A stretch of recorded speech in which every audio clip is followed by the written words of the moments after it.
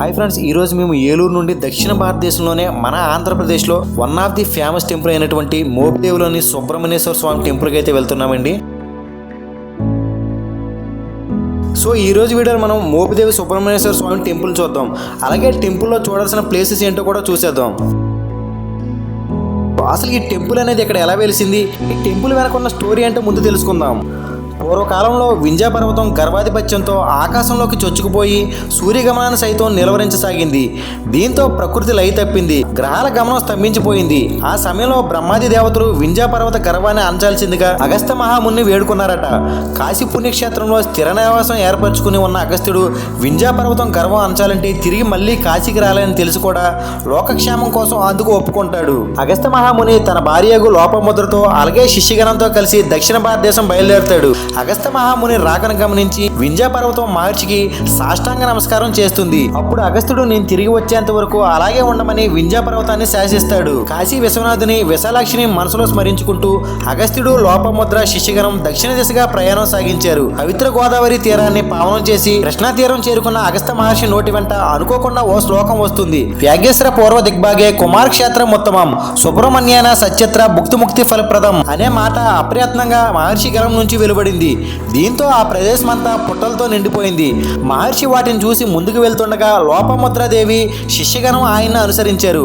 ఒక పుట్ట నుంచి వస్తున్న దివ్య తేజస్సును గమనించిన మహర్షి ఇదే సుబ్రహ్మణ్య క్షేత్రమని ముక్తి ఫలప్రదమని శిష్యులకు వివరించారు.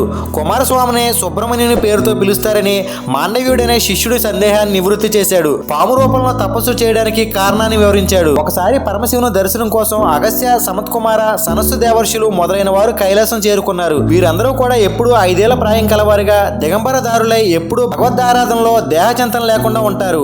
అదే సమయంలో లక్ష్మి, సరస్వతి, శచి, స్వాహాదేవితో పాటు ఇతర దేవతా స్త్రీలు అమ్మవారి దర్శనానికి విచ్చేశారు. ఆ సమయంలో కైలాసంలో శివుడు ఉండడు. పార్వతీదేవి, కుమారస్వామి మాత్రమే ఉంటారు. ఒకవైపు జడదారులు, మరోవైపు సుందరిమణులను చూసిన సుబ్రహ్మణ్యుని నవ్వాగలేదు. అప్పుడు పార్వతీదేవి, కుమార నీ పరిహాసానికి కారణమేమిటి? ఈ జడదారులు నీ తండ్రిలా లేరా? ఆ దేవతా స్త్రీలో నా వలే లేరా అని అడిగిందట. అప్పుడు కుమారస్వామి తన ప్రవర్తనకు పశ్చాత్తాపం చెంది పార్వతీదేవి వారిస్తున్నా వినకుండా తపస్సు చేసుకోవడానికి భూలోకానికి వచ్చి కృష్ణా తీరంలో సర్పరూపంలో పుట్టలో ఉండి తపస్సు ప్రారంభించాడు. సుబ్రహ్మణ్యుడు సర్పరూపంలో తపస్సు చేస్తున్నది ఈ ప్రాంతమే అని అగస్త్యుడు తన శిష్యులకు చెబుతాడు. అనంతరం అగస్త్యుడు దివ్య తేజస్సు వెలువడే ఆ పుట్టపై శివలింగాన్ని ప్రతిష్ఠించాడు. తర్వాత కాలంలో ఈ ప్రదేశానికి సమీపంలో వీరారప పర్వతాలు అనే కొమ్మరి ఉండేవాడు. అతడు గొప్ప శివభక్తుడు. స్వామి అతడి కలలో కనిపించి తాను ఉన్న ప్రదేశం గురించి తెలిపి ఆలయాన్ని నిర్మించి అందులో ప్రతిష్ఠించమని కోరాడు. అలా ఆయన దేవాలయాన్ని నిర్మించాడు. మోపిదేవి ఆలయంలో పాము చుట్టలపైనే శివలింగం ఉంటుంది. పానవట్టం కింద ఉండే రంధ్రంలోనే అభిషేకం, అర్చన సమయంలో పాలు పోస్తారు. తొలుత మోహినిపురంగా ఉన్న ఈ ప్రాంతం కాలక్రమేణా మోపిదేవిగా మారింది. మోపిదేవి క్షేత్రంలో ముఖ్య విశేషం ఏమిటంటే ఈ ఆలయంలో నాగదోష పరిహార పూజలు జరిపించుకుంటే వివాహం ఆలస్యం అయ్యే వారికి శీఘ్రంగా వివాహం అవుతుంది. సంతానం లేని దంపతులకు సంతానం కలుగుతుంది.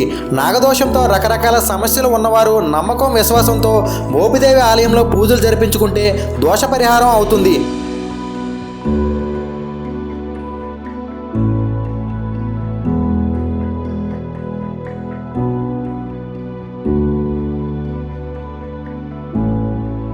మోపిదేవి సుబ్రహ్మణ్య ఆలయంలో అభిషేకం, అర్చన, పూజలు జరిపించుకుంటే దృష్టిలోపం, వినికిడి లోపం, చర్మ సంబంధ వ్యాధులతో బాధపడేవారు వారి వారి బాధల నుండి విముక్తి పొందుతారు. అంతేకాదు విద్య, ఐశ్వర్యాభివృద్ధి కూడా కలుగుతుంది. ఇక టెంపుల్ టైమింగ్స్ విషయానికి వస్తే ఉదయం 6 గంటల నుండి మధ్యాహ్నం 1:30 వరకు ఉంటుంది. అలాగే సాయంత్రం 4 గంటల నుండి రాత్రి 8 గంటల వరకు ఉంటుంది. అలాగే ఈ గుడిలో ప్రతిరోజు అన్నదానం అనేది జరుగుతుంది.